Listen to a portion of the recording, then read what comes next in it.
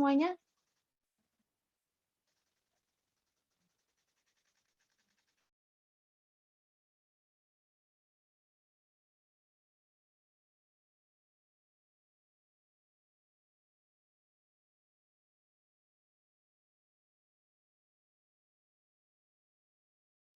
Hai friend.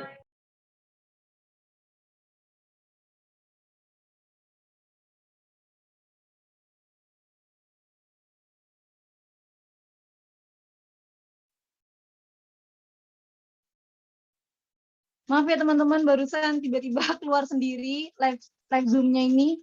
Ada kendala dari WiFi di rumah sinyalnya. Bisa langsung kita mulai nih ya. Baik, langsung saja.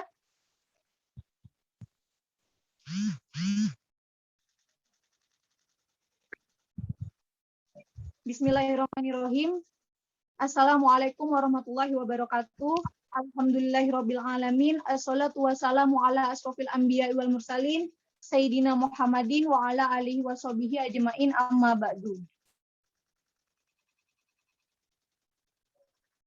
Yang kami hormati Bapak Baidlawi, SHI-MHI, selaku Fakultas Syariah, perwakilan dosen Fakultas Syariah Universitas Islam Negeri Kiai Haji Ahmad Siddiq Jember, yang mungkin Bapaknya saat ini sedang berhalangan. Ternyata karena ada kendala akses internetnya masih belum bisa. Semoga secepatnya bisa, bentar lagi biar bisa join dan gabung bareng kita di live Zoom pada kesempatan hari ini. Dan yang kedua, yang kami hormati, Mbak Fida Syarifah Syifa, selaku perwakilan dari Otoritas Jasa Keuangan Jember. Serta teman-teman friend-friendin semuanya yang dapat menghadiri pelaksanaan via Zoom online pada hari ini dalam keadaan sehat walafiat.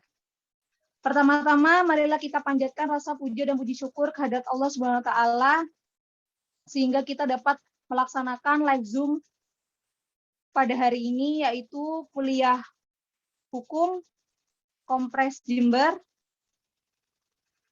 Dan untuk yang kedua, sambutan dari divisi intelektual yaitu Zainal Ali Mukhtar, kepadanya dipersilahkan.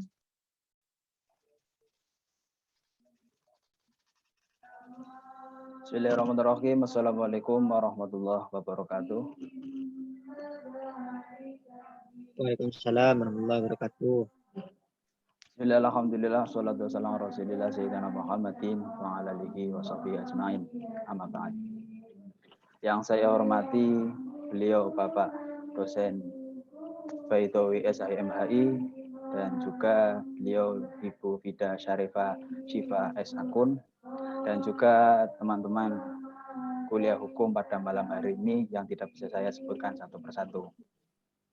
Sebelumnya saya mohon maaf terlebih dahulu jika mana ala audio saya banyak suara dari luar, mohon dimaafkan karena lagi ada kegiatan di sekitar sini. Sebelumnya perkenalkan diri, nama saya Zainal Mukhtar selaku perwakilan dari pengurus divisi intelektual. Bagaimana kuliah hukum kali ini? Apakah temanya menarik, teman-teman? Sangat menarik, Kak. Sangat menarik, Kak. Alhamdulillah. Ya, di kesempatan yang berbahagia ini, Departemen Intelektual memiliki agenda yaitu kuliah hukum. Kuliah hukum di sini itu wadah yang mengkaji isu-isu hukum, yang menghadirkan praktisi-praktisi ataupun akademisi yang mana besar harapan dari Departemen Intelektual sendiri, mahasiswa-mahasiswi Fakultas Syariah yang Jember bisa menjawab persoalan-persoalan yang timbul di masyarakat pada umumnya. Adapun isu hukum yang akan dibahas pada malam ini bagi saya termasuk sesuatu yang istimewa karena mengenai pinjaman online. Banyak sekali pinjaman online di masyarakat sebagai sesuatu yang baru, dan karena di era digital ini banyak sekali platform-platform baik YouTube, Facebook maupun Twitter yang menawarkan kemudahan pinjaman online yang hanya menggunakan KTP bisa mencairkan uang sebagaimana yang disepakati di dalam aplikasi. Tanpa berpikir panjang bagaimana dampak maupun kerugian yang akan diterima oleh konsumen bila mana telah terjadi transaksi di balik itu semuanya. Di diskusi pada malam hari ini, mungkin kita akan membahas tentang legal standing maupun dampak yang akan ditimbulkan tentang adanya pinjaman online ilegal ini. Dan yang terakhir akan membahas tentang tips dan trik bagaimana kita sebagai akademisi ataupun mahasiswa menjawab persoalan bagi masyarakat yang ingin menggunakan aplikasi pinjaman online itu sendiri. Mungkin itu saja sambutan dari saya. Bila mana ada salah kata maupun salah ucapan, mohon maaf yang sebesar-besarnya. Saya kembalikan lagi kepada moderator. Ihdinas syiratal mustaqim. Assalamualaikum warahmatullahi wabarakatuh. Baik, terima kasih kepada Mas Zainal selaku ketua dari divisi intelektual. Ini mungkin Bapak Begowi sudah bisa hadir ya, sudah masuk pada live Zoom ini.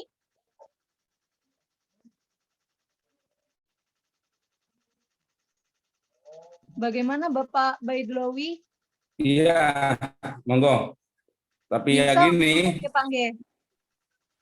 ya semoga lancar ini pakai data saya ini. Oh iya, Biasanya amin. data. Ya. Ampo LTL ini, kalau Oke. data ini. Baik, untuk mempersingkat waktu saja ya, friend-friendin semuanya, teman-teman semua.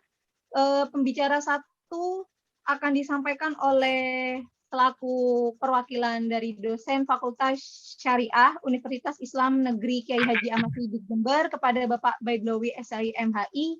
Dipersilahkan. Baik, terima kasih. Assalamualaikum warahmatullahi wabarakatuh. Waalaikumsalam warahmatullahi wabarakatuh. Saya coba tidak menggunakan video ya. Apa namanya? Pembicaranya ya.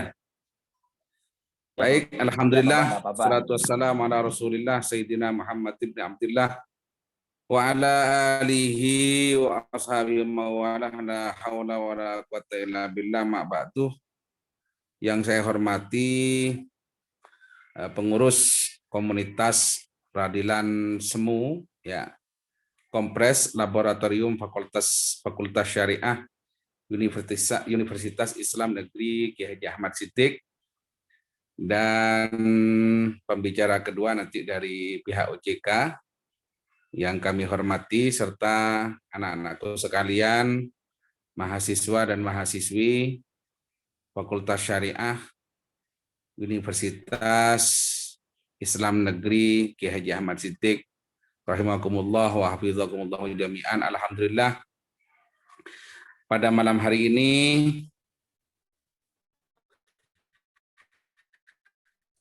saya bisa menyapa Anda kembali ya. Sebelumnya bulan yang lalu ada seperti ini ya, yang dilaksanakan Kompres pada waktu itu, kalau nggak dulu dengan Pak Helmi juga dan Pak Basuki. Alhamdulillah malam hari ini kegiatan diskusi terkait dengan hukum ya, kaitannya dengan pinjaman online malam hari ini bisa terlaksana, sekalipun agak molor ini karena memang menggunakan fasilitas internet itu ya seperti ini kendalanya. Apalagi tempat saya tinggal ini agak masuk, dan hari ini mulai dari jam 4 sore tadi jaringan wifi agak trouble, sehingga malam hari ini menggunakan data. Semoga bisa lancar sampai akhir. Amin. Kedua kalinya salawat ma'assalam semoga tetap tercurah limpahkan kehariban junjungan kita Nabi besar, Nabi agung, Nabi Muhammad SAW, Seraya berharap semoga kelak di hari kiamat kita senantiasa mendapatkan syafaat beliau dan diakui sebagai umatnya. Amin ya rabbal alamin. Ma'asyiral hadirin, zumiyin dan zumiyat rahimakumullah wa hafizakumullah jami'an. Saya malam hari ini diberi amanah ya untuk membahas terkait dengan pinjaman online ya dari sudut pandang keislaman. Kemarin yang disampaikan oleh saudari Hilda Sabrina di DP di WA grupnya, namanya Iya, Hilda Bapak. Sabrina ya, itu menyampaikan bahwa ada dua bahasan yang akan dibahas pada malam hari ini, yakni terkait dengan pandangan saya tentang maraknya pinjaman online ilegal. Yang kedua tentang dasar hukum Islam dan konsekuensi hukum pinjaman online ya. Pertama terkait dengan pinjaman ilegal. Ya namanya pinjaman ilegal ya pasti fadhahirun kalau katanya bahasa kitab itu begitu. Fadhahirun maka ya jelas ya haram ya. Karena namanya pinjaman ilegal. Pinjaman ilegal ini berarti tidak memenuhi syarat hukum yang ada. Kalau itu dari kacamata hukum Islam ya. Atau hukum positif. Namanya ilegal. Tidak berdasarkan perizinan yang jelas misalkan. Kemudian tidak diketahui siapa mu'ir, siapa musta'ir. Mu'ir ini peminjam, musta'ir ini yang memberi pinjaman. Nah, ini kalau saya mau membahas terkait dengan bahasanya pinjaman. Tapi kayaknya pinjaman di sini lebih kepada qardun, bukan kepada i'arah atau ariyah. Artinya hutang piutang, tapi karena kemudian diberi bahasa pinjaman. Kalau akad pinjaman ya kan ala ayyurudda mitslahu. Jadi mengembalikan yang sejenisnya. Artinya kalau yang dipinjam itu sepeda ya maka sepeda itu harus dikembalikan sama seperti waktu meminjam gitu. Waktu meminjam. Tidak boleh ada kurang sedikit pun. Itu kalau pinjaman.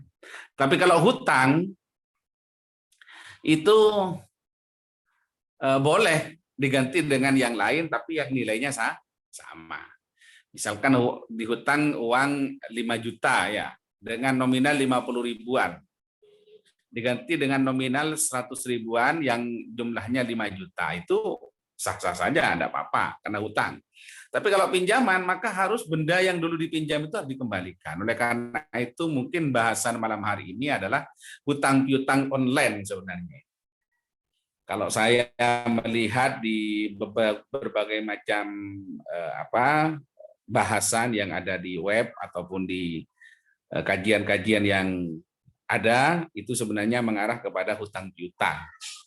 Hutang piutang. Oleh karena itu di sini matematikanya pinjaman bagaimana menurut pandangan saya. Maaf Bapak, putus-putus. Ya jelas namanya ya setuju. Lah ya ini. Coba ya. Bagaimana putus-putus? Masih putus-putus, Bapak. Mohon maaf. Masih putus-putus ya? Oke. Aduh, gimana ini ceritanya ini ya? Mungkin lebih baiknya cuma pakai speaker aja, Pak. Iya, ini saya video sudah saya matikan. Oke. Video sudah saya matikan ya. Oke, Pak. Bagaimana? Enak. Sudah lebih enak dari yang tadi, Pak. Oh iya, oke. Saya matikan videonya, oke. Jadi pinjaman di sini menurut pandangan saya ini lebih mengarah kepada qardun, jadi hutang, piutang ya. Bukan kepada ariyatun atau pinjaman. Walaupun ini menggunakan bahasa pinjaman, tapi kalau saya melihat di berbagai tulisan yang ditulis di media ya, pinjaman online itu ini dimaksudkan adalah hutang piutang itu sendiri. Ya. Bagaimana menyikapi pinjaman online yang ilegal? Ya jelas saya tidak mendukung, harus kemudian legal lah, harus legal. Kalau menggunakan online-nya bagaimana? Ya tidak apa-apa sebenarnya. Online ini sebenarnya adalah bentuk daripada kemajuan teknologi. Dalam kaedahnya dikatakan al-hukmu la yungkarul hukmu ma'atayuril azminah wal amkinah wal ahwal.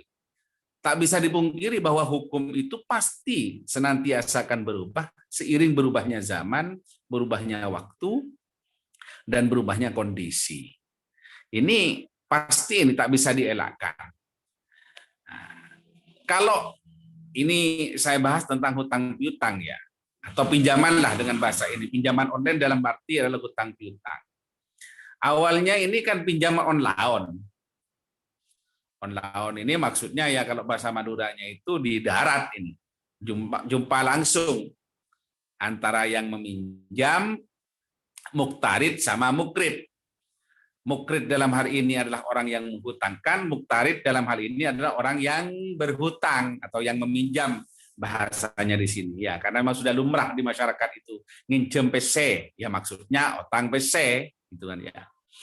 Nah, nginjem PC, minjam uang itu maksudnya adalah berhutang uang ya. Sebenarnya media online bukan menjadi penyebab ini bermasalah. Online ini memang adalah tantangan kita. Bahkan kemarin itu ada Bahthul Masail itu yang dilaksanakan oleh Wahid Institute, melibatkan seluruh tokoh agama yang ada di Indonesia terkait dengan uang online itu, Bitcoin atau kripto itu. Nah, itu gimana hukumnya? Senyampang itu adalah persoalan muamalat. Muamalat itu kan dasarnya al-aslu fil muamalati talqun hatta yu'lamal man'u.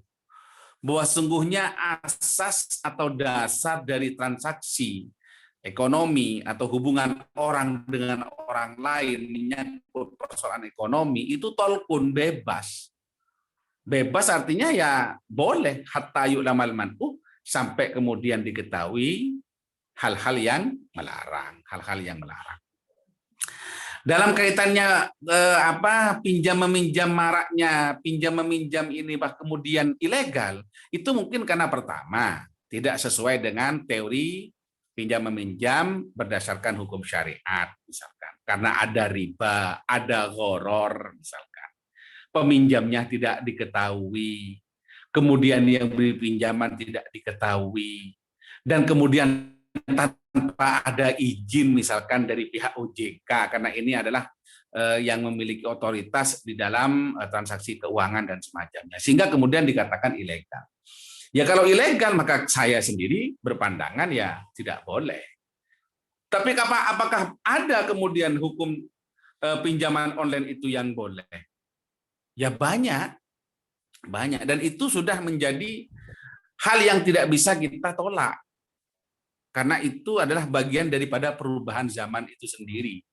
Apalagi sekarang sudah kita memasuki zaman yang era digital begini. Dan tidak mungkin kita melepaskan dari yang bersifat online ini. Tidak semuanya harus online kan gitu kan ya. Ini online sekarang. Nah, pinjaman online itu biasanya kenapa kok kemudian ada yang mengharamkan? Ya karena memang cenderung itu ya. Ada ketidakjelasan tadi itu. Ya. Biasanya pinjaman online yang agak merugikan ya, atau cenderung merugikan, itu biasanya ada gharar, ada riba. Ya, ada spekulasi, ada unsur ribanya. Inilah yang kemudian menyebabkan transaksi itu tidak diperkenankan secara agama. Dan biasanya pinjaman-pinjaman online yang seperti ini biasanya lebih mudah.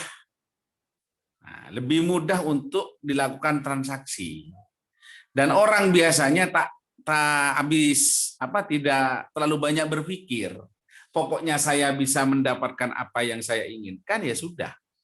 Tidak memandang apakah itu nanti akan ada atau dihadapkan dengan rentenir yang sifatnya online, mereka tidak membaca itu. Yang penting kebutuhannya saddul hajat, menutup kebutuhan sudah bisa terwujud, ya sudah, mereka tidak berpikir dua kali. Biasanya yang seperti ini mudah dikenali, itu yang bersifat rentenir seperti itu dengan sistem pengajuan biasanya. Jadi kalau pengajuan pinjaman kadang membuat orang banyak tergiur. Misalkan dengan hanya mengupload KTP atau menyetor KTP atau eKTP langsung cair. Nah, yang seperti ini biasanya pinjaman-pinjaman yang seperti ini biasanya itu nanti ujung-ujungnya pasti akan membuat sulit atau ada hal yang menimbulkan mudarat nanti kepada peminjam. Kalau di bank kan biasanya sangat ruwet. Harus, kalau itu sudah bersuami istri, harus ada akte nikahnya. Istrinya juga harus dibawa, suaminya juga harus tahu. Harus ada agunannya, harus ada, pokoknya persyaratannya banyak sekali. Kemudahan di pinjaman online itu kan biasanya cukup dengan menyetor KTP atau hanya mengupload berkas-berkas yang sekiranya tidak sulit untuk dicari. Nah, kalau sudah seperti itu biasanya kegiatan-kegiatan demikian itu biasanya mengarah kepada hal-hal yang di ujung-ujungnya itu ada risiko memberatkan biasanya. Biasanya ada lipat ganda di dalam hal pengembalian. Kalau misalkan meminjam 1 juta, dengan bahasa begini biasanya mudah. Tawarannya 1 juta sehari 1%. Memang terkesan memang kayak murah. 1 juta sehari 1%. 1% misalkan. Dia tidak memandang kalau 30 hari kan berarti 30%. Orang karena memang sudah butuh, ya mau saja biasanya. Sama seperti mindering atau kemudian orang yang menjajakan pinjaman itu kan begitu biasanya. 1% atau 0,5% atau 0,3% per hari. Kalau sebulan pas berapa? Kan begitu. Itu hitungannya per hari. Nah, itu yang kemudian menyebabkan pinjaman-pinjaman online yang model seperti ini itu jelas itu diharamkan karena itu pasti riba. Lalu apakah ada pinjaman yang sifatnya syar'i? Ya jelas ada. Jelas ada.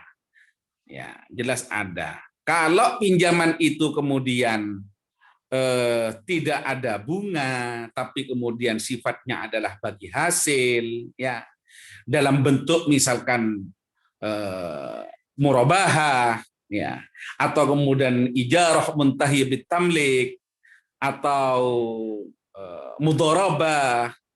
Nah, ini insya Allah itu bisa dikategorikan sebagai pinjaman online yang sesuai syariat dan itu memang dikehendaki oleh hukum ekonomi syariah itu sendiri. Misalkan kalau kemudian ada jasa pemberi pinjaman online dan itu kemudian transaksinya adalah dengan murabahah. Ya. Misalkan seorang member, ya, ada seorang member di aplikasi pinjaman online syariah tersebut. Dia pengen beli sepeda motor dengan harga misalkan 10 juta misalkan, dengan harga 10 juta. Lalu kemudian oleh pihak penyedia jasa pinjaman online tersebut yang embel-embel syariah tadi itu dengan akad, ya oke, saya akan membeli produk yang sampean inginkan. Misalkan sepeda dengan harga 10 juta tadi, Beat atau Vario yang agak tahun-tahun agak lawas misalkan. Ini saya beli dengan harga segini, saya jual kepada Anda 11 juta. Maka 1 juta itu adalah keuntungan yang diperoleh dari penyedia pinjaman online itu. Dan itu sah, itu murabahah namanya. Itu murabahah. Dan itu boleh. Atau dengan ijarah muntahiyah bitamlik misalkan. Nah, akad ini diterapkan dengan jalan prinsip sewa. Ya. Nah, tapi kemudian bisa diakhiri di penghujung itu ada perpindahan status kepemilikan. Karena muntahiyah bitamlik, ya awalnya nyewa, tapi karena kemudian lama kelamaan mampu kemudian nyicil, akhirnya kemudian menjadi miliknya. Prinsip pelaksananya hampir sama dengan konsep leasing yang yang pernah ada. Ya. Awal mulanya pihak jasa biasanya memberi pinjaman online syariah dengan membeli sepeda misalkan, sepeda motor. Kemudian sepeda motor tersebut oleh jasa pemberi pinjaman online syariah ini disewakan kepada pihak member. Seiring cicilan yang dibayarkan ke perusahaan jasa, kemudian terjadi perpindahan kepemilikan secara bertahap dari milik perusahaan menjadi milik member sepenuhnya. Seperti itu. Maaf Bapak. Itu pinjaman Bapak, online syariah yang gimana? Maaf Bapak memotong pembicaraannya sebentar ya Bapak ya. Mungkin ini karena keterbatasan waktu, jadi maksimal masing-masing dari pembicara 25 menit ya Bapak ya. Tinggal ini sampai jam berapa ini? Sampai jam 8:10 menit ya Pak ya. Jam 8:10 menit? Iya, nggih. Oh ya, oke. 9 menit lagi ya. ya. Terima kasih Bapak, nggih. Ya, 9 menit lagi, oke. Nah, itu produk kedua yang ditawarkan oleh pinjaman online syariah, yaitu akad ijarah muntahiyah bitamlik. Dan ini pasti sah ini dan boleh ini karena tidak ada riba. Dan yang selanjutnya mungkin menggunakan akad mudharabah. Ini bagi hasil ya. Jadi misalkan penyedia pinjaman online syariah tadi itu memberi modal kepada member untuk melakukan usaha yang diinginkan. Nanti kalau kemudian ada untung ala anar riba bainahuma. Nah, keuntungan itu dapat dibagi di antara keduanya, kan gitu. Kalau ada rugi juga demikian. Kalau ada rugi juga demikian. Itu beberapa model pinjaman atau hutang piutang online yang di situ ada unsur syariahnya dan itu insya Allah tidak dilarang karena prinsip utama di dalam akad muamalah itu supaya tidak haram itu pertama tidak boleh ada riba. Yang kedua tidak boleh goror. Goror itu spekulasi, untung-untungan. Atau tidak ada maisir. Maisir itu judi. Dan tidak adanya israf. Karena memang dalil dari keempat larangan ini sudah sangat jelas di dalam agama, baik di Al-Qur'an ataupun Al-Hadis. Oleh karena itu akad pinjaman online ini ya, kalau memang toh ini masih marak dilakukan sekarang, ya kalau itu mengarah kepada hal yang seperti yang saya sampaikan tadi itu, maka patut didukung karena itu sangat membantu sekali. Orang itu mau datang ke bank sekarang itu ya males ya, karena sekarang sudah semuanya bisa di tangan semua. Anda mau transfer tidak perlu ke ATM, cukup pakai mobile banking, ya. beli barang sekarang juga ada aplikasi-aplikasi jasa yang sekiranya memudahkan kita melakukan jual beli barang. Pembayarannya juga begitu. Oleh karena itu, kalau memang ini ada dan mau dilestarikan, ya seharusnya OJK dalam hal ini harus betul-betul selektif. Ini sekiranya membawa manfaat enggak kepada member.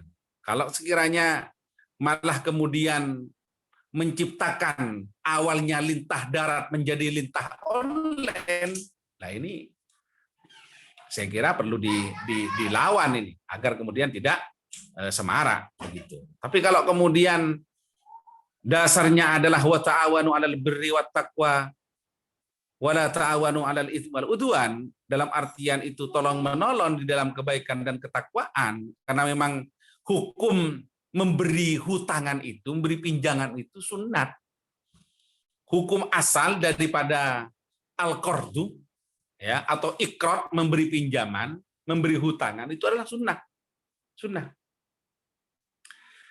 Bahkan bisa menjadi wajib kalau orang yang dipinjami itu dalam kondisi yang betul-betul terdesak, muttor.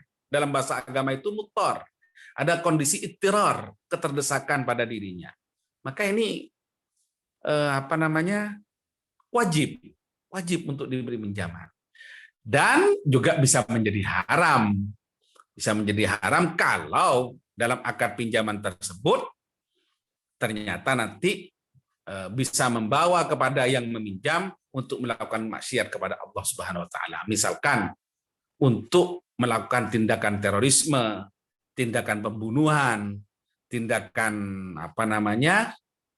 yang dilarang oleh Allah Subhanahu wa taala, misalkan bermaksiat dengan minum minuman keras, ya, bukan minum es batu ya. Minum minuman keras es batu itu boleh. Minuman keras, alkohol dan semacamnya itu, maka meminjamkan itu atau menghutangkan itu dilarang oleh agama. Intinya di dalam akad pinjaman online ini secara agama sah-sah saja selama pertama tidak ada gharar, tidak ada riba, tidak ada maisir, dan tidak ada israf. Nah, ini kuncinya di situ. Selama itu bisa diminimalis atau bahkan tidak ada sama sekali, jelas pinjaman online ini semarak, tidak masalah. Tapi kalau kemudian ada seperti itu, malah menciptakan rentenir-rentenir online, nah ini harus harus dilawan gitu kan ya, karena memang konsepnya di dalam beragama itu, khususnya bertransaksi ekonomi, adalah la tazlimuna wala tuzlamun. Jangan sampai Anda menzalimi orang lain dan jangan mau dizalimi oleh orang lain.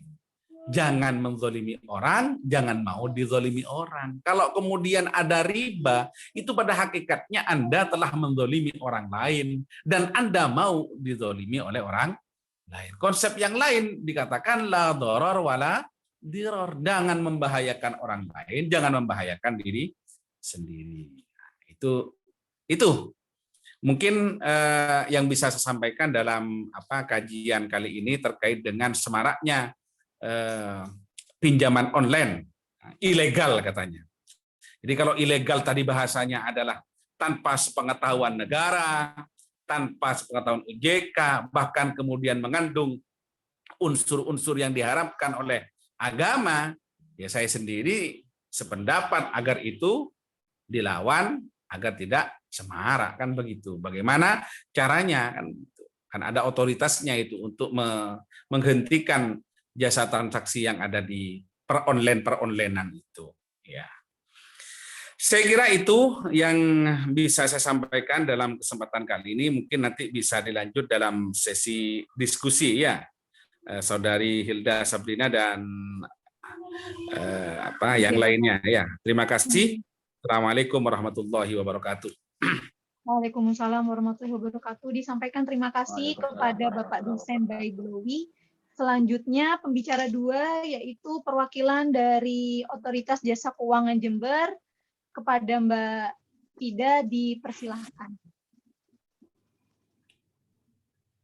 Ya, Assalamualaikum warahmatullahi wabarakatuh. Waalaikumsalam warahmatullahi wabarakatuh.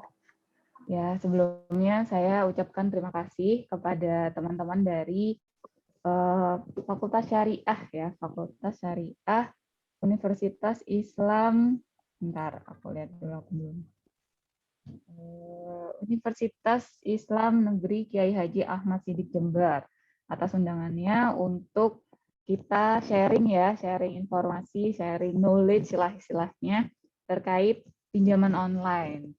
Nah, terima kasih juga pada Pak Baidowi tadi sudah menyampaikan dari sisi apa ya Pak, dari syariahnya ya Pak ya. Nah, sekarang kalau saya, ya siap Pak. Nah, kalau dari saya selaku Otoritas Jasa Keuangan, kita coba untuk mengenal dulu ya, sebelum dalam lagi, sebelum diskusinya lebih asik lagi nanti kita harus memperdalam dulu nih, supaya kenal dulu nih sama pinjaman online seperti apa. Nah, saya mohon izin untuk share screen dulu ya, teman-teman ya. Saya boleh panggilnya teman-teman aja kan ini ya? Kayaknya kita nggak apa-apa, biar lebih Iya, akrab. nggak apa-apa. ya, lebih akrab dan kayaknya nggak terlalu jauh nih kita jaraknya nih. Oke, aku share screen dulu ya. Ini sudah tertampil ya teman-teman ya? Sudah. Sudah. Ya. Nah, sebelum membahas tentang pinjaman online atau bahasanya adalah, bahasa kerennya adalah fintech peer-to-peer lending, saya pengen teman-teman juga tahu sedikit banyak tentang Otoritas Jasa Keuangan dulu nih teman-teman. Nah, mungkin sedikit banyak teman-teman juga sudah sering dengar ya OJK. Nah, OJK itu apa sih? Nah, di sini di layar teman-teman seperti diinformasikan di situ bahwa OJK adalah lembaga negara independen yang bebas dari campur tangan pihak lain dan punya fungsi, tugas, dan wewenang melakukan pengaturan, pengawasan, pemeriksaan, dan juga penyidikan di sektor jasa keuangan. Nah, OJK juga menyelenggarakan sistem pengaturan dan pengawasan yang terintegrasi. Nah, terintegrasi itu istilahnya kayak satu atap terhadap seluruh kegiatan di sektor jasa keuangan. Nah, sektor jasa keuangan ini apa saja gitu kan? Kalau mungkin teman-teman yang sudah paling kenal adalah dengan satu perbankan, kemudian ada pasar modal, dan juga kita sebutannya adalah industri keuangan non-bank. Nah, semua yang tentang di luar perbankan masuknya adalah di industri jasa keuangan non-bank atau kita sebutannya adalah IKNB. Nah, kalau teman-teman lihat di layar itu di situ ada namanya masa transisi terbentuknya OJK. Nah, OJK ini undang-undangnya disahkan di 2011. Kemudian kita berangsur-angsur nih. Jadi dulu pengawasan perbankan adanya di Bank Indonesia. Kemudian pengawasan pasar modal dan IKNB itu ada namanya Bapepam LK. Nah, karena kita akhirnya pengawasannya terintegrasi atau bisa dikatakan satu atap, jatuhnya dua lembaga besar itu melebur menjadi satu, menjadi OJK. Nah, perpindahan atau masa transisi dari BI dan Bapepam menjadi satu OJK itu masing-masing seperti di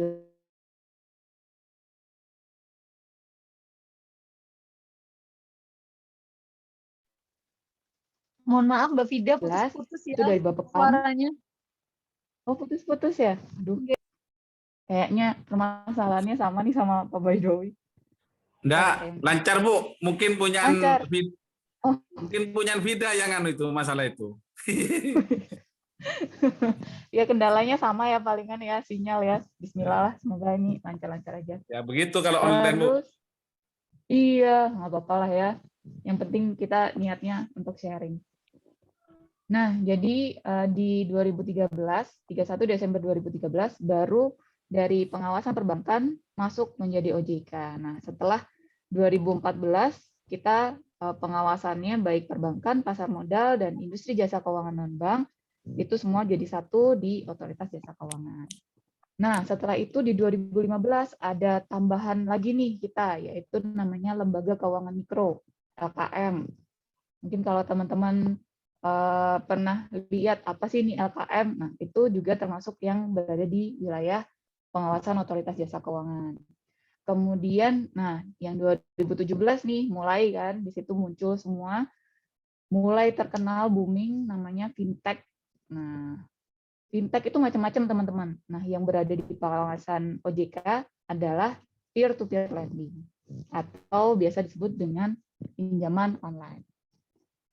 Nah, untuk visi dan misi OJK mungkin teman-teman bisa baca sendiri ya nanti biar nggak lama-lama nanti daripada kepotong. Yang penting visi dan misi OJK pada dasarnya adalah kita berusaha untuk menjadi 3M nih teman-teman tupoksinya OJK. Ada mengatur, mengawasi, dan melindungi. Nah, mengatur dan mengawasi siapa? Mengatur dan mengawasi industri jasa keuangan.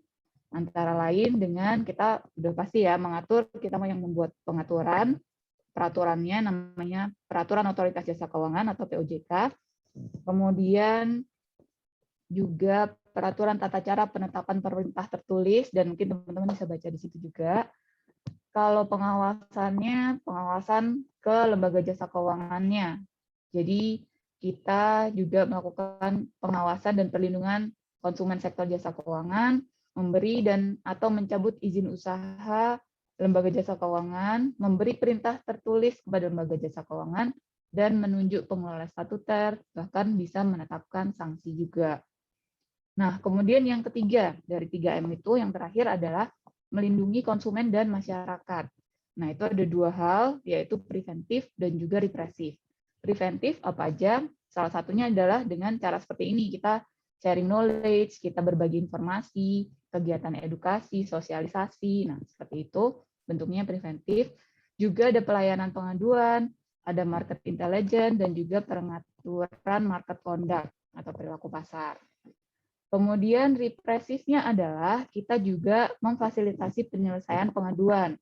Nanti kita bahas ya di belakang. Kemudian juga melakukan tindakan penghentian kegiatan atau bahkan pembelaan hukum. Nah, itu biasanya kita sebutannya adalah 3M.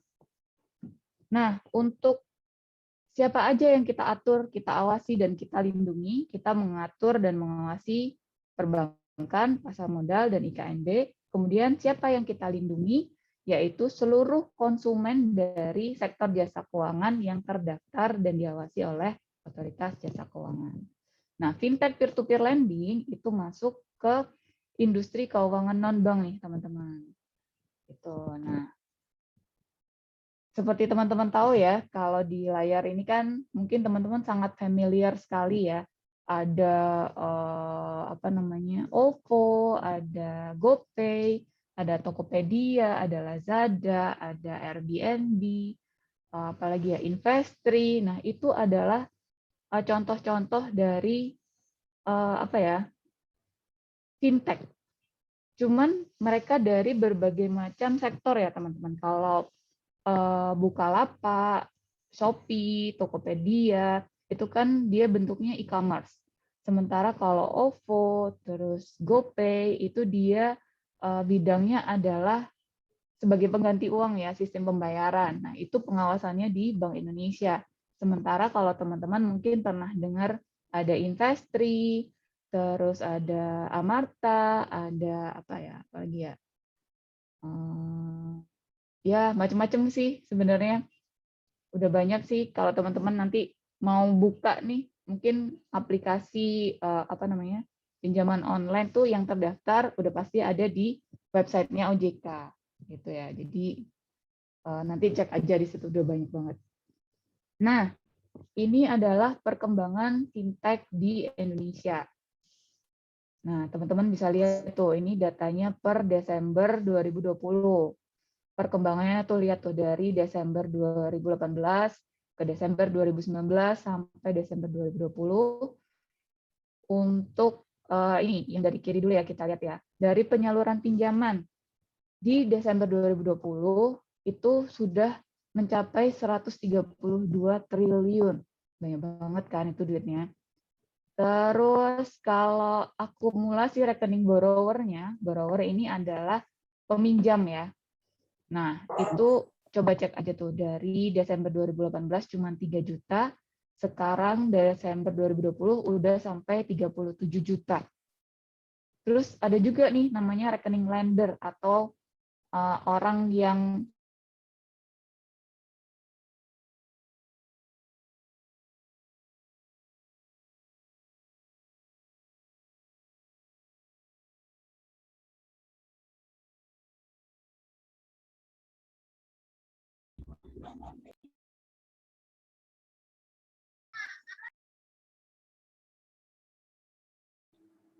Halo, Mbak Ida. Halo Mbak Fida. Halo? Mbak Fida suaranya tidak ada ya? iya, Iya, udah kedengaran lagi? ya. Oh iya, sudah Kedengaran dengar. lagi. Udah ya? Oh ya, sorry. Apa kenapa ya? Ya udah, kita lanjut lagi ya. Tadi sampai mana nih? Sampai outstanding pinjaman. Nah, outstanding pinjaman per Desember 2020 itu udah sampai 12 triliun nih.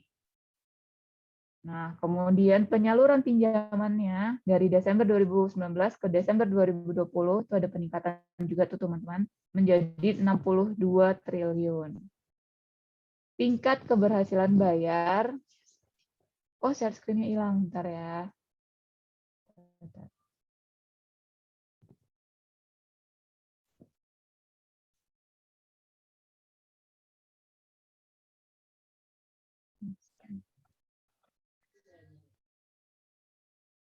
Udah muncul lagi ya teman-teman ya? Sudah Bang. Muncul. Kayaknya tadi ini. Oke. Mantap Nah, lagi.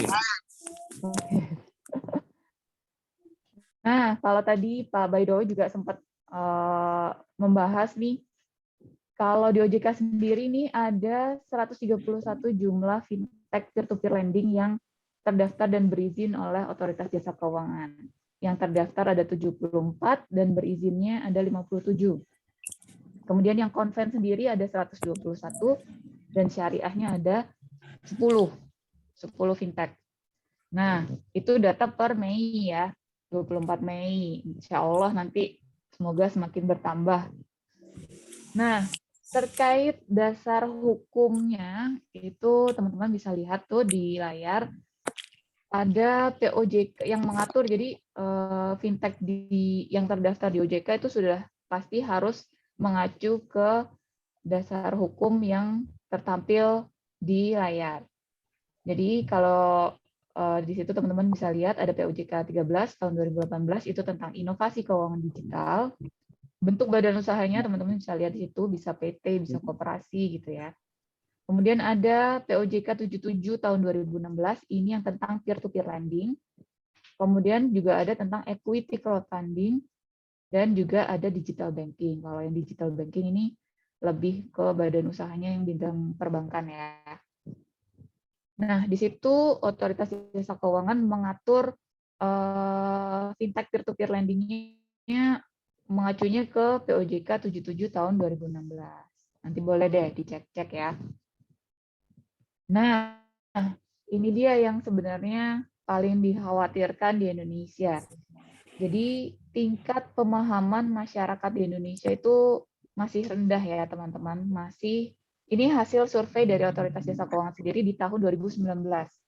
Jadi tingkat literasi keuangan di Indonesia itu cuma 38%. Sementara mereka sudah menggunakan produk jasa keuangan itu sudah 76%. Jadi kalau dibaca di sini adalah mereka sudah menggunakan produknya, tapi tanpa mengetahui manfaat dari produk itu. Kira-kira teman-teman ini nggak ya, nangkep nggak ya? Misalnya nih ya, teman-teman punya deposito di bank nih. Tapi ya udah, teman-teman cuman yang penting aku punya deposito nih di bank. Ternyata teman-teman di situ kan teman-teman bisa dapat bunga, kemudian ada pajaknya. Nah, itu teman-teman nggak ada yang tahu tuh. Yang penting aku punya deposito dan aku terima bunga setiap bulannya atau setiap 3 bulannya gitu kan. Nah, itu sih yang kebanyakan masyarakat di Indonesia yang cuek aja tuh. Yang penting aku pakai produknya, tapi nggak tahu isinya, pokoknya aku punya lah gitu. Nah, kebanyakan yang seperti ini tuh terjadi ketika di perjanjian kredit gitu ya Pak Baidoy ya. Jadi rata-rata nih masyarakat Indonesia suka banget Oke. cuman tanda tangan aja tuh ya Pak ya. Yang penting Iya duitku betul. cair, yang penting duitku cair Penting gitu cair. kan. Tanda tangan sebelah sini Pak. Tanda tangan sebelah sini, sebelah sini, sebelah sini. Iya, tanda tangan pokoknya gitu kan. Nah, Pokok itulah cair, Bu. yang sangat betul Pak. Jadi kita sedih juga ngelihat masyarakat Indonesia ini kurang aware lah, kurang pemahaman tentang produk yang mereka beli, yang produk mereka pakai itu masih minim sekali. Nah, kita pengennya masyarakat Indonesia ini sebagai konsumen, apa yang mereka beli itu harusnya mereka tahu dan paham gitu. Nah, nanti kita ngobrol lagi di belakang ya. Nah, ini adalah karakteristik pengguna fintech lending di Indonesia. Rata-rata, ya siapa lagi kalau bukan kaum milenial nih. Jadi kebanyakan memang penggunanya, jadi yang sebagai peminjamnya itu umurnya sekitaran 70% ya, di usia 19 sampai 34 tahun. Itu angka umur produktif ya. Kemudian sebagai lender nih, jadi teman-teman nggak hanya sebagai borrower aja, tapi juga sebagai lender juga bisa, yaitu yang minjemin dana gitu. Nah, kebanyakan juga teman-teman yang usianya milenial juga nih, 19 sampai 34 tahun. Jadi bisa dikatakan di situ bahwa secara garis besar penggunaan fintech lending di Indonesia, atau sebenarnya nggak hanya fintech lending ya, digital keuangan digital nih, inovasi keuangan digital itu cukup bagus lah di Indonesia. Sebagai negara kepulauan yang terbesar di dunia, terus ada UMKM yang juga butuh support dana. Jadi sebenarnya fintech lending ini pun sangat berpotensi untuk ada dan berkembang di Indonesia nih, teman-teman. Itu. Apalagi ya itu, salah satunya adalah bahwa pengguna internet itu kita Indonesia itu salah satu yang terbesar di dunia. Lihat aja kalau komen-komen di Instagram kan pasti banyak netizen Indonesia tuh kan. Tuh, salah satunya. Nah, siapakah para pihak yang ada di fintech lending? Nah, para pihak ini jadi fintech lending itu adalah wadah ya teman-teman. Sama seperti tadi yang saya sebutkan fintech e-commerce kayak Tokopedia, Shopee, terus Bukalapak. Jadi fintech ini adalah platformnya. Nah, sementara mereka mewadahi atau menjembatani pertemuan antara si yang berkebutuhan dana dengan si yang memiliki dana berlebih. Nah, jadi tempat bertemu antara lender dengan borrower. Gitu. Jadi si fintech-nya ini cuma sebagai tempat aja. Nah, itu tadi borrower ini siapa? Borrower adalah penerima pinjaman. Mereka harus berasal dan berdomisili di Indonesia dan merupakan yang tidak memenuhi untuk pengajuan pinjaman di bank, atau bankable tapi memiliki kebutuhan pinjaman khusus atau mendesak. Karena kalau lewat bank kan pasti tadi Pak Baidoy cerita kan harus rigid, terus persyaratannya banyak sekali gitu kan. Nah, si fintech lending ini adalah dia istilahnya memudahkan untuk pinjaman mendesak gitu. Kemudian bersedia membayar biaya pinjaman ekstra sesuai kesepakatan, ingin meminjam dengan cara yang mudah dan nyaman. Nah, ini salah satu keunggulannya si fintech lending ya. Kemudian juga ada lender nih, teman-teman, yang memberi pinjaman. Dia juga harus berasal dari dalam negeri, tapi boleh juga dari luar negeri, WNI atau WNA, nanti harus ditunjukkan dengan identitasnya, memiliki dana lebih, ingin memberi pinjaman secara langsung dengan harapan manfaat ekonomi yang lebih tinggi, dan ingin berinvestasi. Nah, itu salah satu tujuan para lender ini meminjamkan dana di fintech lending. Nah, sementara si fintech lendingnya ini dia sebagai wadah ya penyelenggara. Dia tugasnya membangun, menyediakan dan mengoperasikan sistem elektronik untuk mempertemukan dua pihak tadi secara virtual. Nah, ini pendekatan pengawasan oleh otoritas jasa keuangan. Karena karakteristik industrinya adalah dinamis ya, jadi dia pertumbuhannya sangat tinggi, cepat karena digitalize semuanya bertolak ukur dengan kecanggihan teknologi informasi gitu kan. Nah, jadi dilakukan pengawasannya secara penguatan market conduct-nya atau perilaku pasarnya. Nah, ada namanya AFPI nih teman-teman, Asosiasi Perusahaan Fintech Indonesia. Jadi di situ semua fintech lending yang terdaftar di OJK harus juga sebagai anggota dari asosiasi tersebut. Gitu. Kemudian yang kedua ada penguatan supervisory teknologi dan juga ada keterbukaan informasi. Nah, sanksinya apa nih? Nah, itu sanksi yang bisa diberikan oleh Otoritas Jasa Keuangan berdasarkan POJK 77/2016. Itu ada peringatan tertulis, ada denda, pembatasan kegiatan usaha, bahkan bisa kita cabut izin usahanya. Nah, ini ada isu-isu industrinya. Jadi karena semakin canggih ya sekarang, jadi data-data itu jadi gampang tersebar secara sengaja atau tidak sengaja atau ada oknum di dalamnya. Jadi rata-rata memang isunya adalah kebocoran dan pembatasan akses data. Nah, kalau yang diatur dan diawasi oleh OJK itu biasanya kita akan berikan hanya hak akses hanya untuk namanya kita sebutnya cemilan atau kamera, mikrofon dan juga location. Hanya itu saja untuk fintech lending yang terdaftar dan diawasi oleh OJK. Tapi kalau yang ilegal, bisa aja tuh kontaknya teman-teman diambil semua, terus nanti ketika teman-teman ada keterlambatan, mereka share langsung ke seluruh kontak. Gitu. Nah, kalau yang seperti itu udah pasti dijamin tidak terdaftar di OJK. Nah, terus fintech lending ilegal ada berapa sih?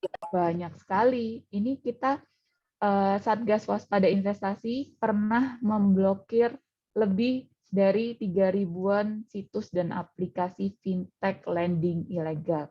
Bayangin ya, 3.000-an. Nah, nanti kita bahas lebih lanjut di belakang nih.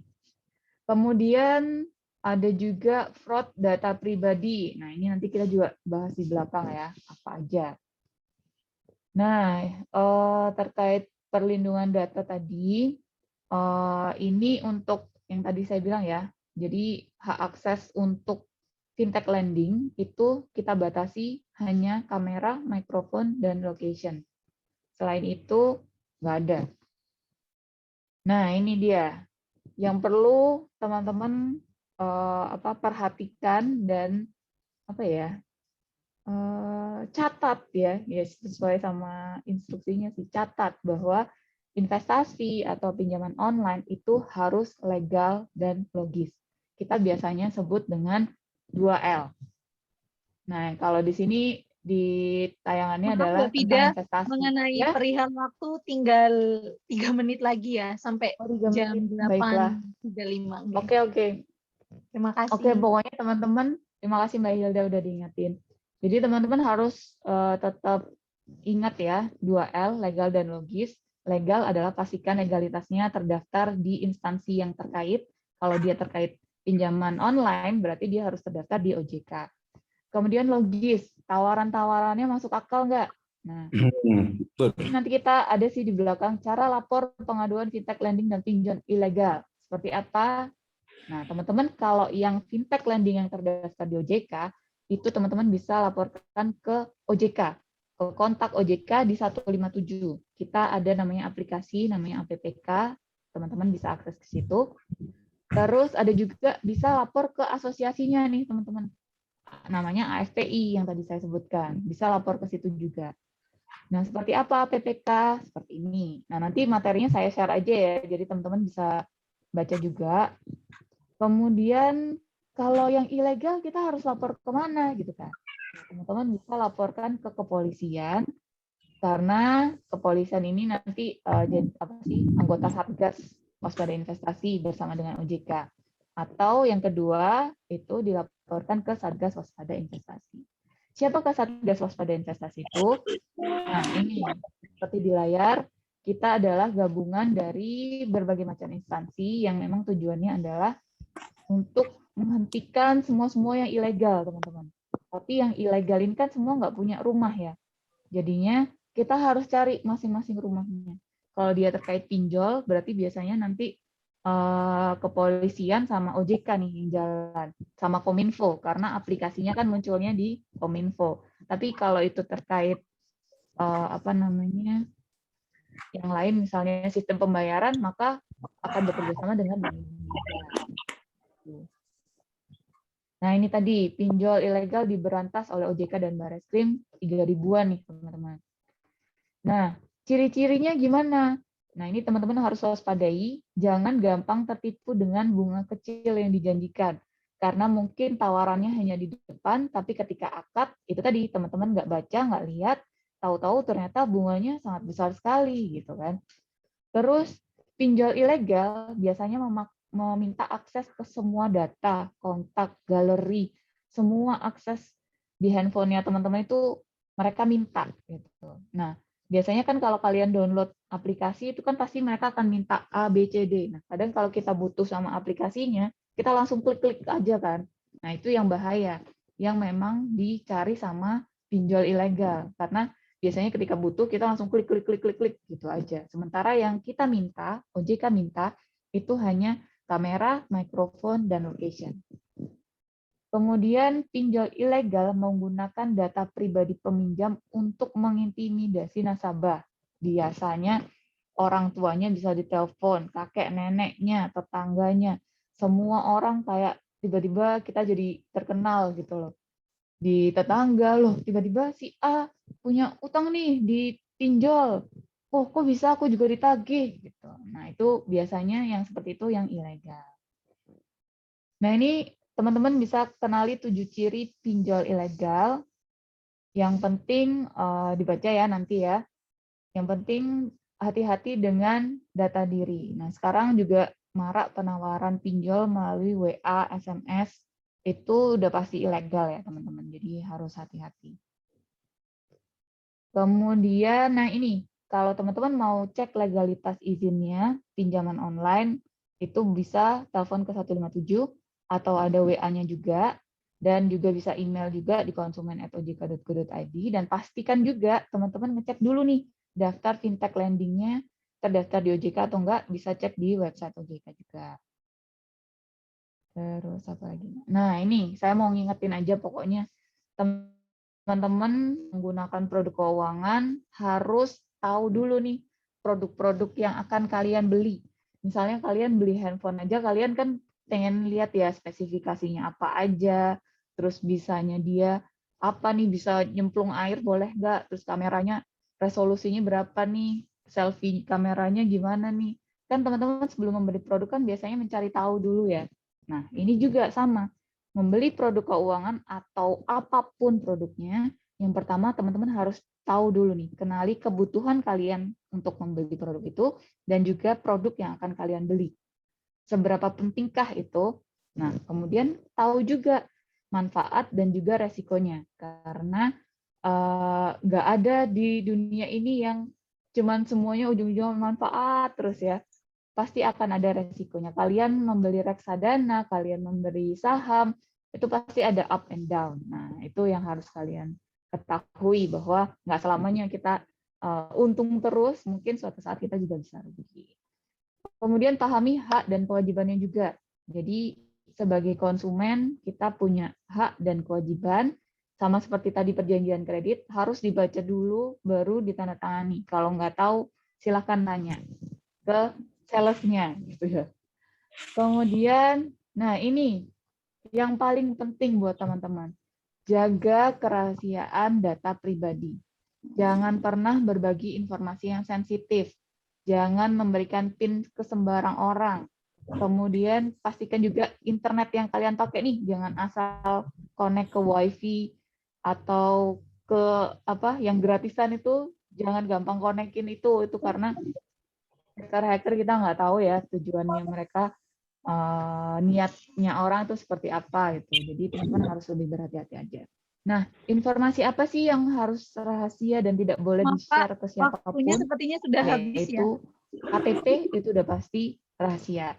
Terus kartu kredit atau kartu debit. Iya, dikit lagi Mbak, udah tinggal 1 slide aja nih. Kartu kredit atau informasi perbankan itu jangan di-share juga ya. Jadi nomor yang ada di belakang, terus meskipun yang di depan itu pun jangan ada yang di-share. Terus yang terakhir adalah informasi lengkap data diri, tempat tanggal lahir, nama orang tua, alamat rumah, nomor handphone, itu semua sebenarnya rahasia. Dan jangan gampang ngasih informasi rahasia tentang punya orang lain ya. Misalnya punya teman, jangan di-share juga ke orang lain. Jadi nanti akan, apa namanya, istilahnya kita harus minta izin dulu untuk bisa nge-share ke orang lain. Gitu. Nah, sudah Mbak Hilda. Maaf kalau melebihi waktunya. Tapi ya semoga sharing ini bermanfaat. Terus nanti mungkin bisa disambung dengan diskusi dan tanya jawab. Gitu ya Pak Baidowi ya? Oke, Bu, bagus. Ya. Terima kasih. Setuju. Baik, silakan Mbak Baik, Hilda. terima kasih kepada Mbak Vida atas penjelasan dan pemaparannya mengenai tema yang dibahas pada kali ini. Selanjutnya mungkin ada teman-teman yang mengikuti live Zoom pada hari ini, mungkin ada yang ingin ditanyakan mengenai pemaparan dari Mbak Vida selaku perwakilan dari Otoritas Jasa Keuangan sendiri dan dari pemaparan Pak Baidlowi. Mungkin ada yang ingin ditanyakan, Friendin dan teman-teman semua.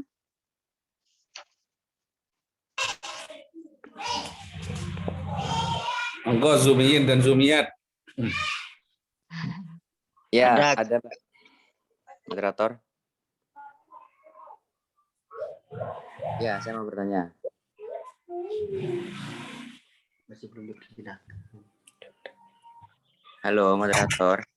Iya, dipersilakan. Oke. Sebelumnya terima kasih. Assalamualaikum warahmatullahi wabarakatuh. Waalaikumsalam warahmatullahi wabarakatuh. Terima kasih untuk moderator untuk waktunya untuk agar saya bisa bertanya, dan yang saya hormati Pak Baidowi dan juga Mbak Vida. Mungkin ini agak melenceng dari tema yang kita bahas, tetapi ini akan nyambung kepada pembahasan yang malam ini, yang dari Pak Baidowinya juga dari Mbak Vidanya.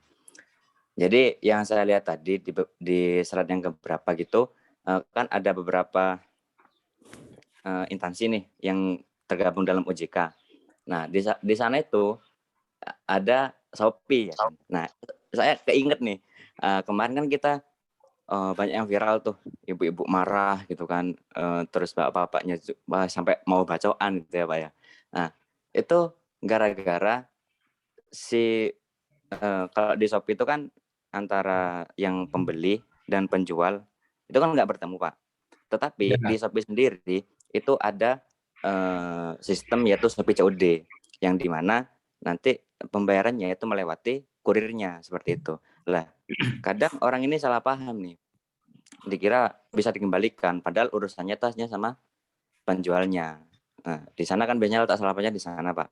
Lah, yang saya tanyakan kepada Pak Baidowinya, kira-kira dalam paradigma syariah, ketika ada dua orang yang berakad jual beli, tetapi pembayarannya itu melewati perantara seperti itu bagaimana? Lah, untuk Mbak Vidanya, kira-kira hukum apa yang melindungi si kurirnya itu, atau mungkin ada tanggapan lain, atau mungkin dari OJK-nya sendiri bagaimana kebijakannya tentang itu? Nah, mungkin cukup itu saja. Terima kasih. Mungkin dari Friendin Yang lainnya ada yang ingin ditanyakan? Oh ya, mohon maaf, barusan atas nama Mas siapa ya? Oh ya, Nabil kayaknya. ya Nabil ya. Masih dalam bimbingannya Pak Badawi juga. Oh, nggih. Iya, iya, iya. Izin moderator mau bertanya.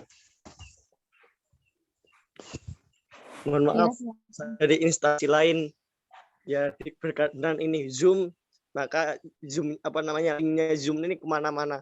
Saya dari UIN Sunan Kalijaga, mohon maaf Pak, bertanya. Oh iya, Bagaimana Alhamdulillah. Alhamdulillah. Monggo. ya saya dapat linknya dari status teman-teman saya, nggak tahu lupa saya. Yang saya tanya, bagaimana apabila seorang muqallid atau yang di penghutang tersebut tidak bisa mengembalikan hutangnya, bahkan ketika dia tidak mempunyai ahli waris atau nggak punya seorang diri, tapi dia mempunyai hutang dan tidak bisa mengembalikan, itu bagaimana Pak? Dalam nasnya itu bagaimana kita harus ketika dia masih hidup, kemudian sampai dia mati kita sudah menagih, atau bagaimana runtutannya ketika ada seorang yang tidak bisa membayar hutang. Terima kasih Pak. Assalamualaikum. Oke. Baik.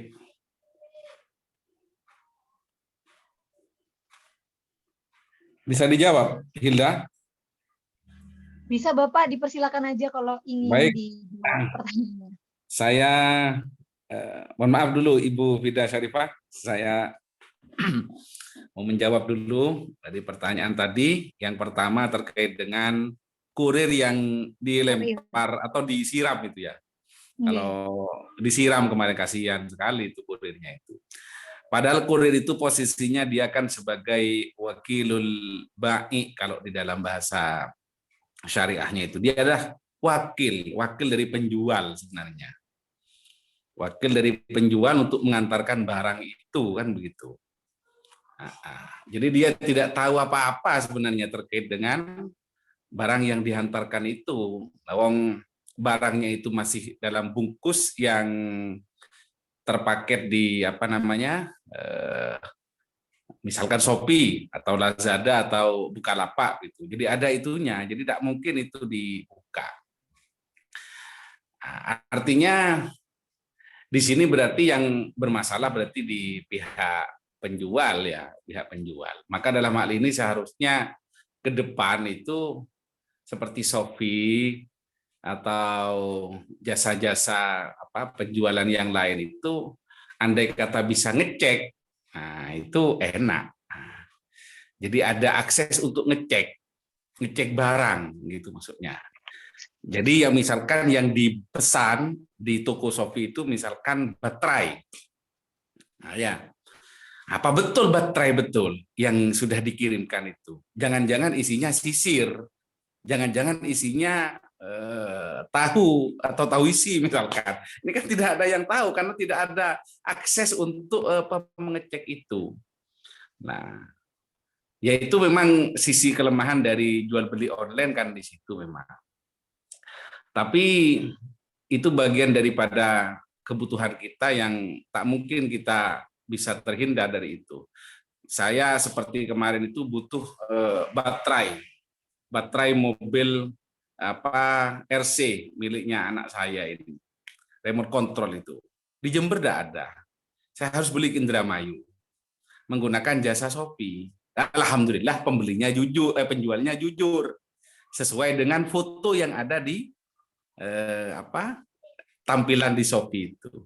Nyampe ke sini ya sesuai dengan apa yang saya inginkan. Nah kemarin itu kan kasuistik berarti itu. Andai kata ke depan itu nanti misalkan dipersyaratkan bahwa pihak jasa itu bisa ngecek, mungkin hal-hal yang kemarin terjadi itu tidak bisa terjadi lagi di masa yang akan datang gitu kan ya. Itu kan karena memang mungkin salah satu oknum penjual di Shopee itu yang toko ya, salah satu toko online yang lewat Shopee itu yang tidak sesuai dengan yang diminta oleh pembeli. Jelas itu, saya kira itu ribuan lah. Dan kurir tidak bisa dipersalahkan karena memang itu masih tersegel dan masih sesuai dengan apa namanya yang dikirim oleh pihak penjual kepada pembeli. Itu tanggapan dari saya terkait dengan apa namanya hukumnya bagaimana. Jelas itu masuk kategori penipuan kalau tidak sesuai dengan apa yang dibeli ya. Kemudian yang kedua terkait dengan hutang ya. Bagaimana kalau kemudian tidak mampu membayar? Seperti borrower tadi itu. Tidak mampu membayar kepada lender, kalau bahasanya di OJK kan gitu.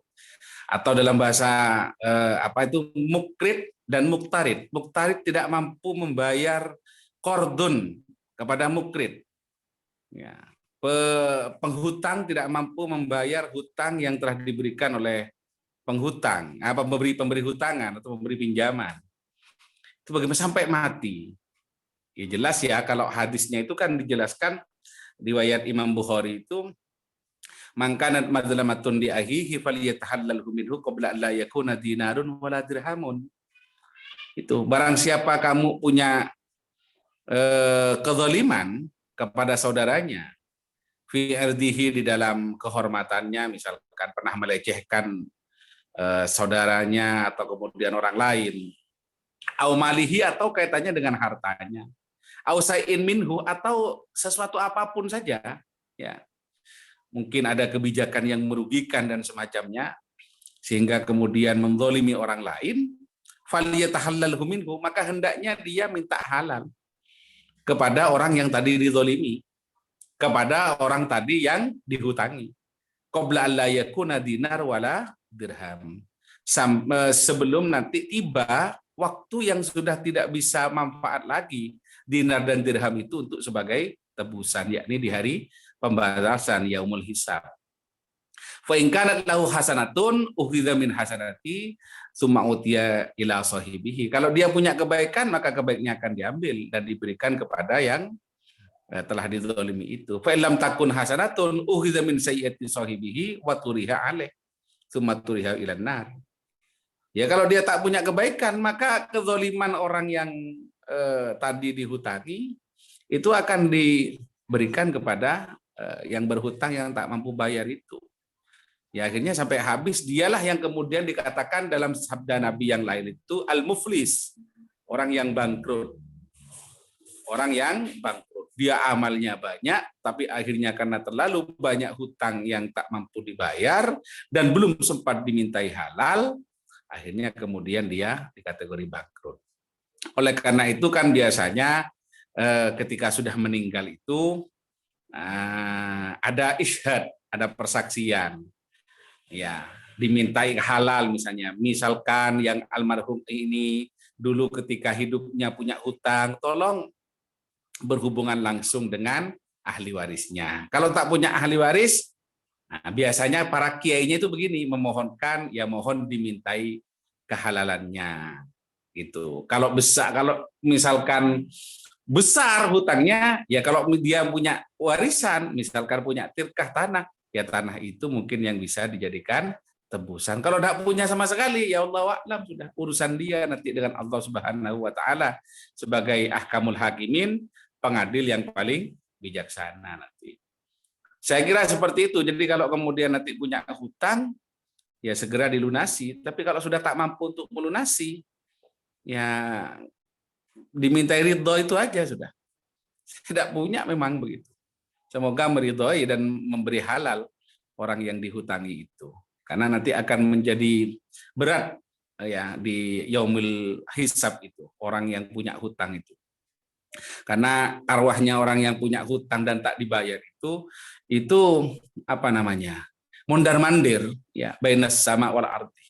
Terkatung-katung arwahnya itu nanti. Oleh karena itu naudzubillah, sedikit apapun hutang yang kita punya itu segera minta halal kepada orang yang telah memberi hutangan kepada kita kalau kita tak mampu untuk membayarnya. Mungkin itu ulasan dari saya terkait dengan pertanyaan tadi. Terima kasih.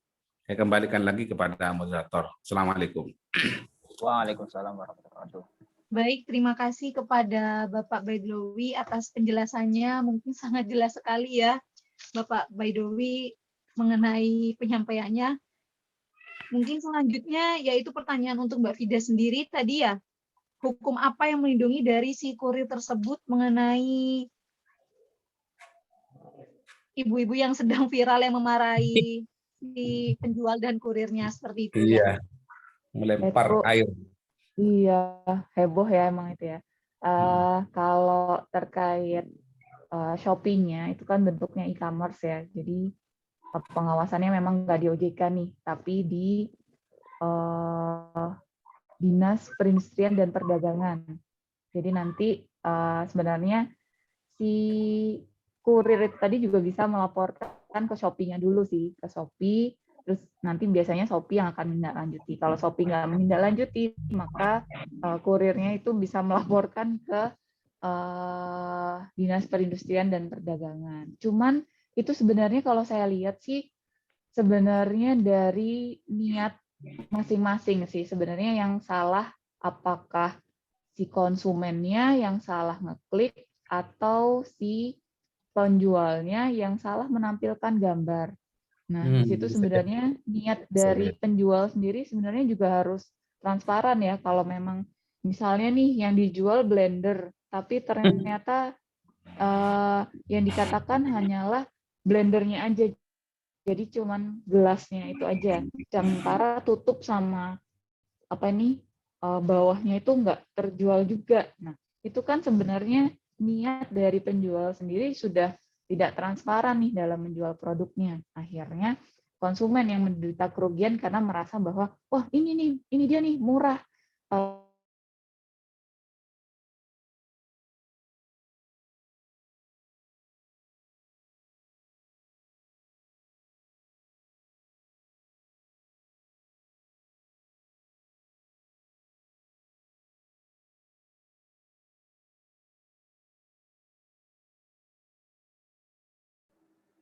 Halo, Mbak Fida.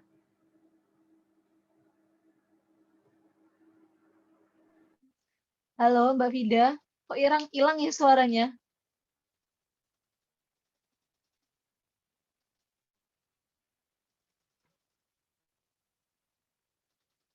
Mbak Fida? Oh, sorry, kayaknya sinyalku hilang nih. Oh iya, gimana Mbak bisa dilanjutkan? Oke, di sini ya, nggak apa-apa ya. Iya ya Mbak. LTL. Ini kebetulan sama teman-teman sih setim ada di sini. Nah, mungkin itu tadi niatnya ya. Jadi jangan sampai kita merugikan orang lain. Sebenarnya kan prinsipnya itu. Betul gitu nggak sih Pak Baidowi? Oke, Jadi betul Bu. niat dari para penjual dan pembeli sendiri gitu loh Pak. Kalau niatnya udah Iya. salah satu sudah nggak niat baik, ya susah juga. Nanti pasti salah satu akan ada yang merasa dirugikan. Itu. Dirugikan. Betul. Gitu. Nah, untuk yang pertanyaan kedua, tentang gimana nih kalau hutang. Sebenarnya hutang itu nggak jelek gitu ya, nggak negatif. Karena sebenarnya kalau ditujukan untuk kegiatan yang tidak konsumtif alias produktif, berhutang itu sangat bermanfaat untuk kegiatan permodalan kalau teman-teman punya usaha. Tapi memang kalau niatnya konsumtif, ya susah juga. Itu nanti pasti apa ya larinya hanya keinginan saja, tapi bukan kebutuhan. Nah, sementara teman-teman harusnya bisa membedakan mana yang keinginan dan kebutuhan.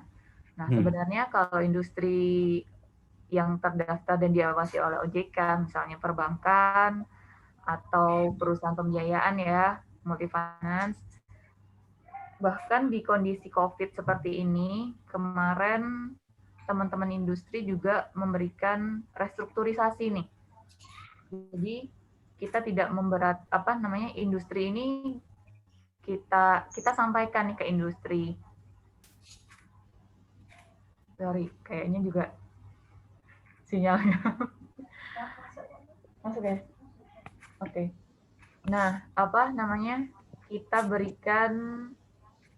buatkan peraturan, OJK membuat peraturan supaya seluruh industri jasa keuangan bersama-sama bahu membahu ya untuk tetap membangkitkan perekonomian di Indonesia. Jadi para debitur baik-baik saja, industrinya juga baik-baik saja. Jadi dengan melakukan restrukturisasi. Jadi ketika dia tidak mampu, debitur tidak mampu membayar kewajibannya, bisa sampaikan ke masing-masing lembaga jasa keuangan agar minta dilakukan restrukturisasi. Tapi nanti itu pun pasti ada yang harus dilengkapi gitu. Nah, ada persyaratan untuk mengajukan restrukturisasi. Kalau bisa dipenuhi, maka restrukturisasi bisa diberikan. Tapi kalau ada itu misalnya macam-macam ya, misalnya sudah ada niat tidak baik nih dari konsumen, misalnya sudah macet udah bertahun-tahun yang lalu, terus memanfaatkan COVID untuk meminta keringanan. Nah, itu biasanya yang tidak diberikan restrukturisasi.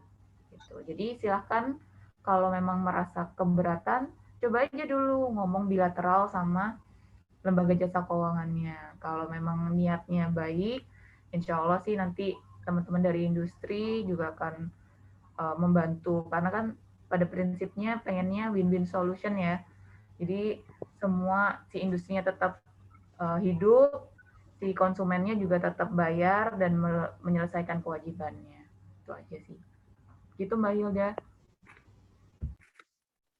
Baik, terima kasih kepada Mbak Pida selaku perwakilan dari Otoritas Jasa Keuangan. Mungkin waktunya sudah selesai ya kuliah hukum pada hari ini karena